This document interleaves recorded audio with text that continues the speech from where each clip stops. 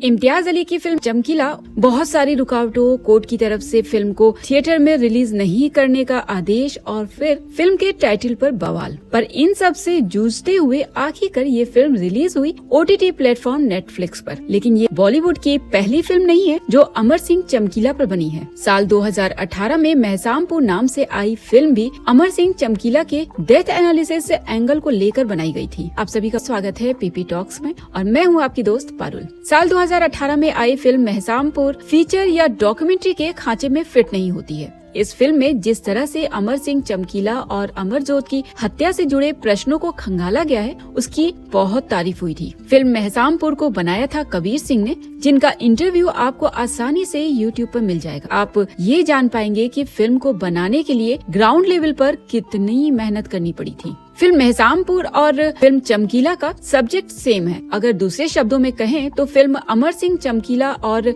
अमरजोत के आसपास घूमती रहती है, लेकिन फिल्म महसामपुर का बेस अलग है। यकीनन दोनों फिल्में यहाँ अलग हो जाती हैं। महसामपुर में चमकीला की हत्या से जुड़े मुद्दों पर ध्यान केंद्रित किया गया है। मुद्दे ऐसे जो आप सबके जेहन में जरूर कौंधते होंगे, जैसे कि क्या चमकीला और उनकी दूसरी पत्नी की हत्या ऑनर किलिंग है। लेकिन जांच में बात सामने आती है कि दोनों की शादी परिवार की रजामंदी से हुई थी। तो क्या गांव वालों ने दुश्मनी निकाली क्योंकि अमरजोत जाट सिख थी तो वहीं चमकीला दलित परिवार से थे, या फिर चमकीला की मौत के पीछे उग्रवादी खालिस्तानियों का हाथ था क्योंकि चमकीला के कई गानों पर खालिस्तानियों ने नाराजगी जताई थी और आगाह भी किया था कि ऐसे गाने ना गाए जिससे पंजाब की बदनामी होती है। अब आप सोच रहे होंगे कि अमर सिंह चमकीला के गीतों में ऐसा क्या था, तो आपकी जानकारी के लिए बता दूं कि अमर सिंह चमकीला के गानों में ड्रग्स की लत, अश्लीलता, डबल मीनिंग की बातें हुआ करती थी। लेकिन अगर मीडिया रिपोर्ट्स की माने तो चमकीला ने खालिस्तानियों से ऐसे गाने ना गाने का विश्वास दिलाया था और ऐसे गाने धीरे धीरे बंद भी कर दिए थे। और यही कहानी में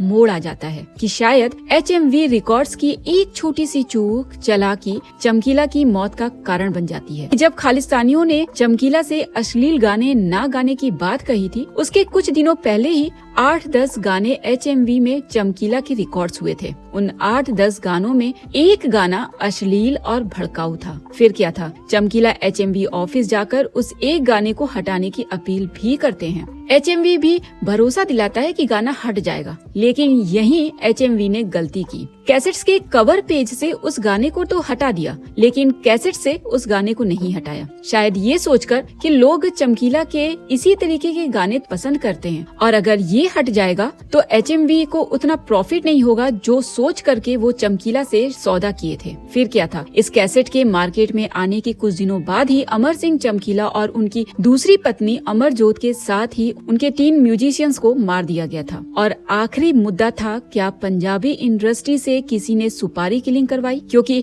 चमकीला ने 1979 से गाना लिखना और गाना शुरू किया था। वो आखिरी समय तक गाए और लोगों पर इनका जादू बरकरार था, जिसकी वजह से दूसरे पंजाबी सिंगर्स को मौका ही नहीं मिल पा रहा था। लेकिन इन सारे दावों को खंगालने के बाद भी पुलिस को कुछ भी हाथ नहीं लगा था। कारण था किसी एक का भी सामने आकर के FIR या शिकायत, यहाँ तक कि तहरीर ना देना था। अब आप इस वारदात के खौफ को इस तरह से समझिए कि लोगों की भीड़ जमा थी। अमर सिंह चमकीला, पत्नी अमरजोत, 3 म्यूजिशियंस गाड़ी से उतरते हैं और स्टेज की तरफ जा रहे होते हैं। तभी भीड़ में तेज रफ्तार मोटरसाइकिल से 3 लोग आए और उनकी तरफ निशाना साध कर अंधाधुंध गोलियां चलाने लगे। सरेआम फैंस के सामने हत्या कर दी गई। लोग देखते रह गए, हमलावर चले गए। अगले दिन ये खबर पूरे पंजाब में फैल गई, लेकिन किसी ने भी थाने में रिपोर्ट दर्ज नहीं कराई। जब चमकीला के घर वालों को पता चला, वो भी पुलिस के पास नहीं गए। यहाँ तक कि महसामपुर, जहाँ चमकीला की हत्या हुई थी, वहाँ से भी किसी ने रिपोर्ट नहीं लिखवाई और फिर पुलिस भी तफ्तीश में आगे नहीं आई।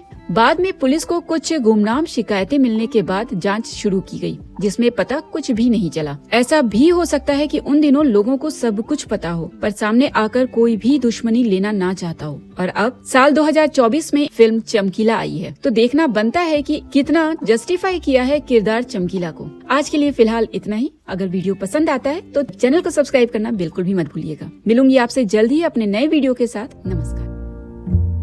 मैनू विदा करो, मैनू विदा करो।